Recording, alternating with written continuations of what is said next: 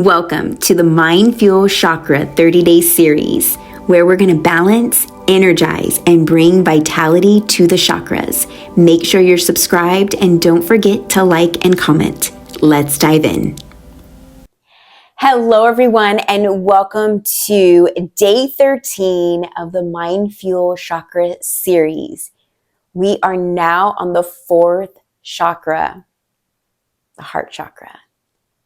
So the heart chakra is both the physical heart and the energetic heart. So I'm going to give just a quick overview of this chakra. We'll play with the Chakra Wisdom Oracle deck and do some journaling towards the end. So make sure to have a notebook, a journal, your me time journal nearby.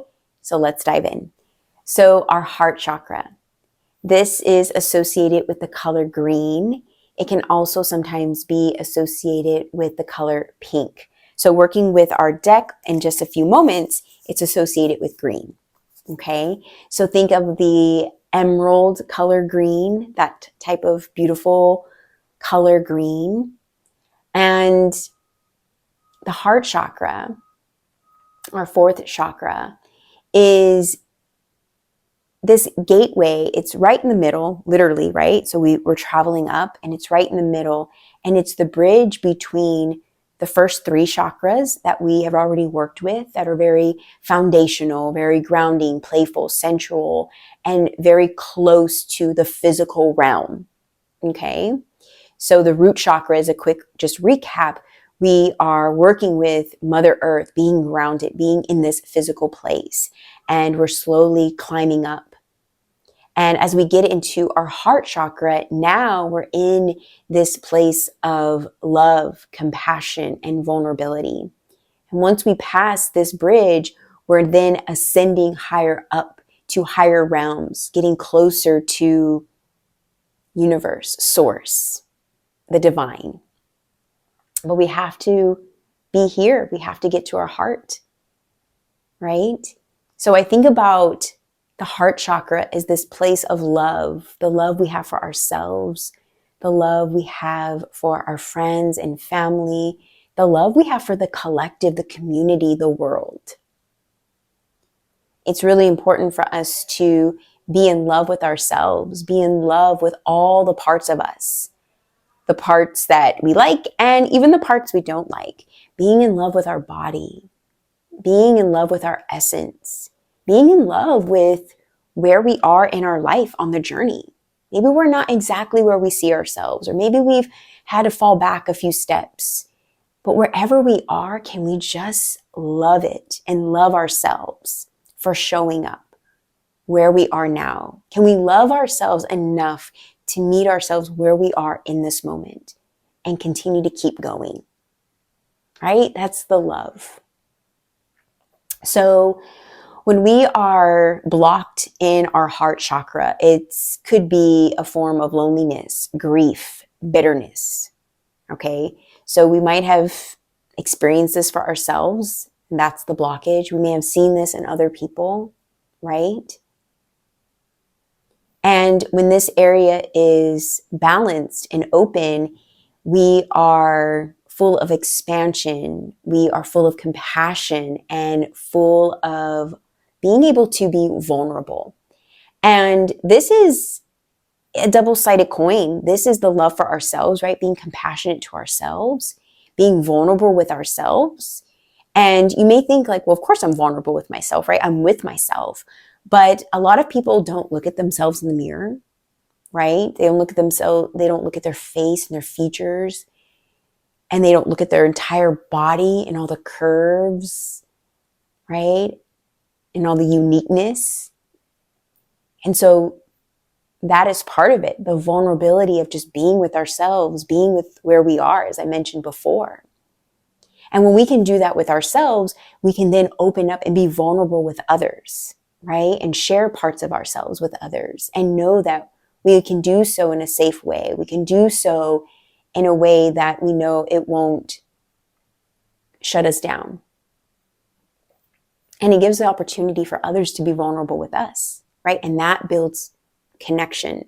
When I'm vulnerable and this person's vulnerable, we can find compassion and love for ourselves while at the same time for each other. So that's the heart chakra. It's beautiful, right? So we want to make sure that this, like all the chakras, is open, because now this is the bridge. And so the idea is we want to continue to now be stable and grounded and be connected to the physical, be in our heart and being in love with ourselves and the world and all the things, so we can ascend and really be connected to source. Because as you'll realize, as we continue to ascend, that's where wisdom comes in, our intuitiveness comes in, our connection to the divine. So let's go ahead and continue with our heart. So what can we do for the next 4 days to continue to open up and balance, whether we're a little off balance or whether to keep the balance in our heart space?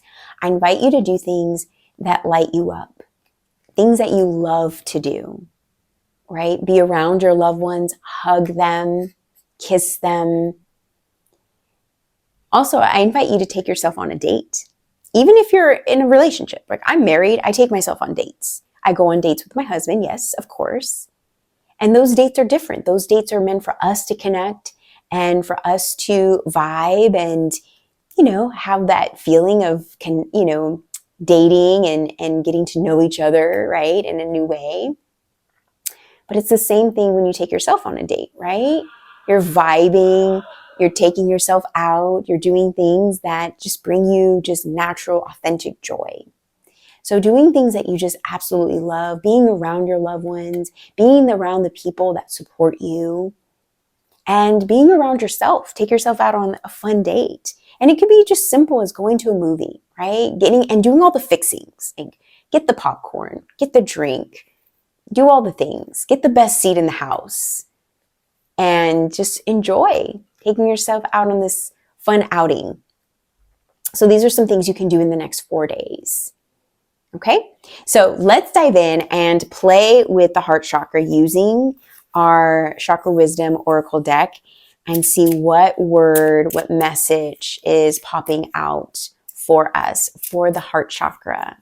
This is our 4th chakra, which means we are pretty much halfway there when it comes to working with our chakras. Thinking about love for ourselves, love for our community.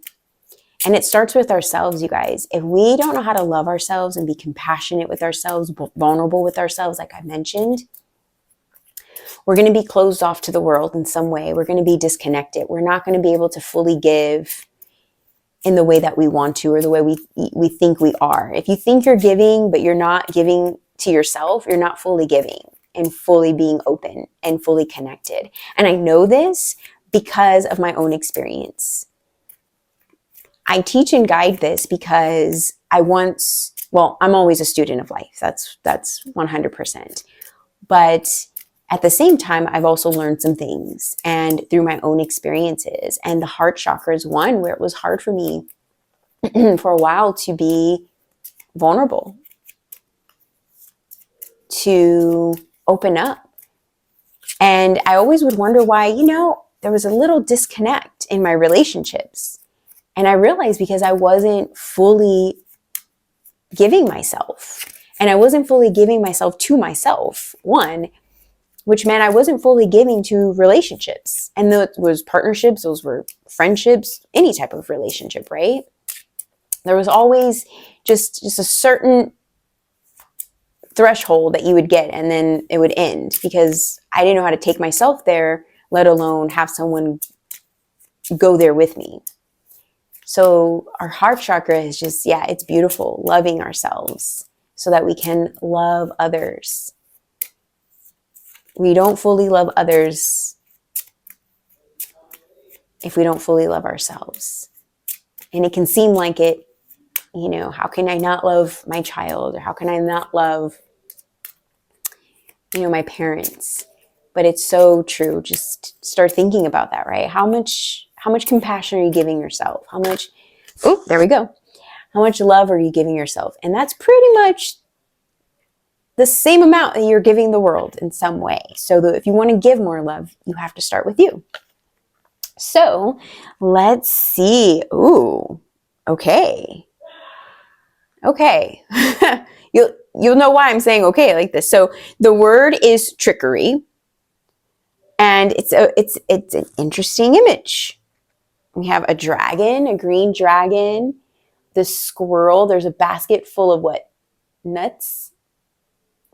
And if you see, I noticed that the dragon is holding like this like big nut over here, I think.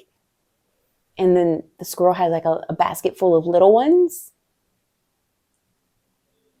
And so I don't know what trickery is. Like, this is interesting. This is fun. This is like this is definitely exploration for both of us, for all of us.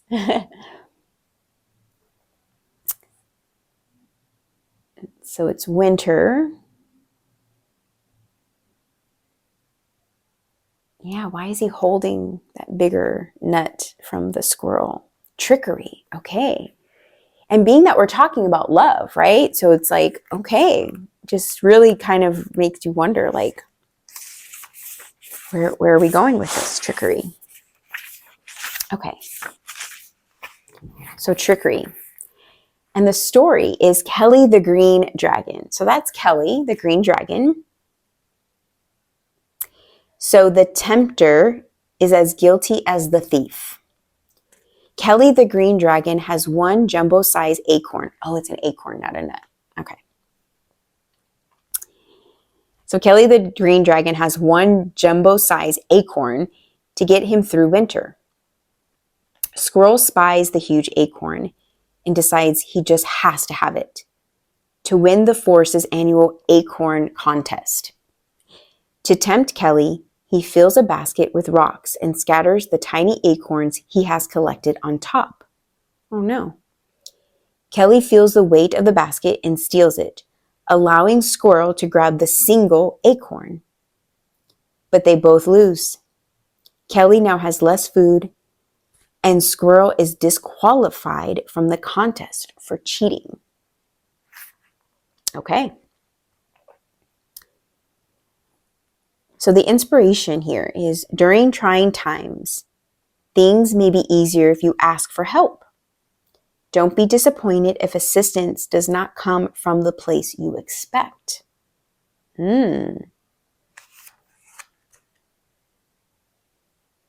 Notice here that there may be manipulation because of a fear of being rejected. There is no evil intent, only a deep desire to be loved. This card may also indicate that you should practice asking for your true heart's desire rather than fearing someone else's resentment. So some other things to think about is the dance of scarcity, coveting possessions, vulnerable heart, self-honesty, accusing others, hidden motives. And some other words to think about is vision, honesty, and greed. You know, it just goes back to, I think, the word vulnerability, right? When we're not able to be vulnerable first with ourselves, we're not able to be vulnerable with others. And being vulnerable is asking for support, asking for help. And in doing so, what the message also indicates here as well, is that when we do ask for support or help, is to let go of the expectation of how that support and help will come out. Meaning, once we do get the courage to ask somebody for their support and help, to accept the way they are willing and able to show up to support and help, right? There's going to be times we ask for support and help from someone or from many others or like a collective, and they're going to show up all in. They're going to do all the things, right? And sometimes because people are all on their different journeys, they can only show up just for a little bit.